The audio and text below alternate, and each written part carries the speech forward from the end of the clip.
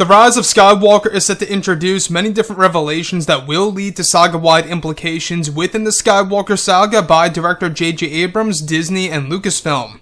This is Mike Zero. Make sure to subscribe if you are new to the channel for future Star Wars content. Now, by far, one of the big exciting elements of Episode 9 is how JJ is going to introduce new types of Jedi, Sith, and Force lore that's really going to benefit the characters of Rey and Kylo Ren in this story, and exactly how it's really going to be used as a way to really use Star Wars The Rise of Skywalker as a foundation to create something new, and to really bring Star Wars in a different direction before Disney and Lucasfilm head to other projects of this massive franchise. Now, with that being said, we do know that JJ has a plan in place in order to make this by far the darkest Star Wars film to date. And with that being said, these past couple of weeks or so, we've been learning a whole lot more about this film. And when it all comes down to one of the concept art descriptions, as well as one of the big plans by Disney and Lucasfilm, this is where things begin to get very intense for the character of Anakin Skywalker, portrayed by actor Hayden Christensen. Now, specifically, it's explained that during the rewrites of the film, during the months of November and December of 2018, is when George Lucas was heavily involved with the adjustments of the second and third acts of the movie. It's explained that one of the big additions to the film had to do with the character of Anakin Skywalker, portrayed by Hayden Christensen.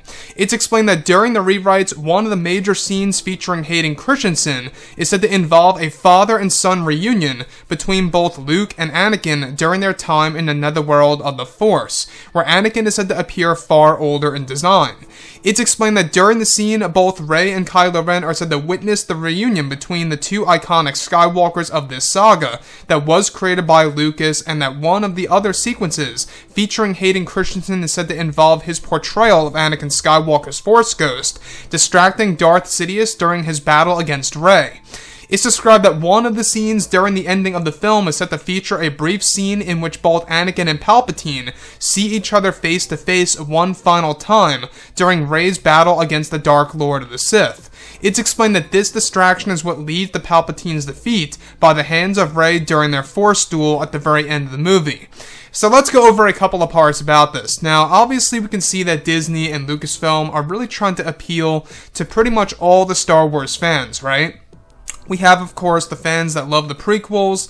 We have fans that love the originals, the animated Star Wars TV series like the Clone Wars and Star Wars Rebels.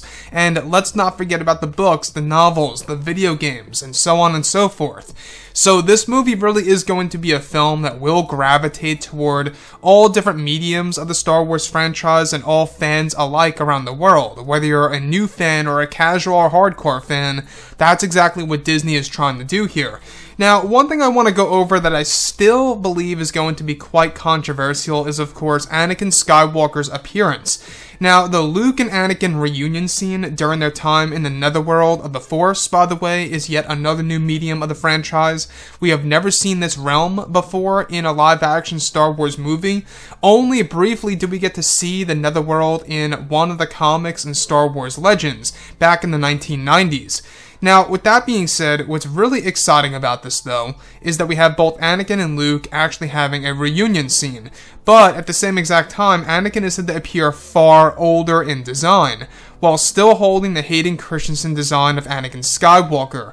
So it's kind of like grabbing the concept of Sebastian Shaw's portrayal of Anakin's Force Ghost and kind of combining that with Hayden Christensen, which really is going to be a very interesting experience, but at the same exact time, it holds the potential to create a divide between fans. Nonetheless, I think that a lot of fans are going to be very happy about Anakin and exactly how he's going to inspire the characters in this movie. Now, the other piece that I do want to go over that I think is rather proper in the film that could have been done in different ways as well is how Anakin's Force Ghost is said to be used as a distraction of Darth Sidious. So basically, Anakin is said to appear just in back of Rey as she is fighting against Darth Sidious during their major Force duel, where Palpatine is using Force lightning against Rey's lightsabers, while she's wielding both Leia and Anakin's lightsabers. As she does this, Hayden Christensen's portrayal of the character of Anakin Skywalker is said to literally materialize between, of course, both Rey and Palpatine at one point in time, distracting Sidious. And what I like about that is that it kind of just gives us a vivid view that this is, in a way, Anakin Skywalker indirectly getting revenge against, of course, Palpatine for what he did to him by turning him into Darth Vader. Again, Palpatine, the ultimate puppet master, the ultimate manipulator in the Skywalker saga, is indeed going to come to an end officially in The Rise of Skywalker. You know, we thought he was dead in Return of the Jedi. Disney kind of undid that, and that now basically we're going to have the official death of Palpatine in The Rise of Skywalker by J.J. Abrams, which really is going to be big, and a lot of fans are kind of divided on exactly whether or not it's good or bad on how Palpatine dies by the hands of Rey. So anyways, guys, drop a comment below. Let me know what you think about all of this in the comments. And if you guys did enjoy the content for today, do make sure to drop a thumbs up on this video to support the channel. I thank you all so very much for the kind support, and I'll catch you guys next time. Gun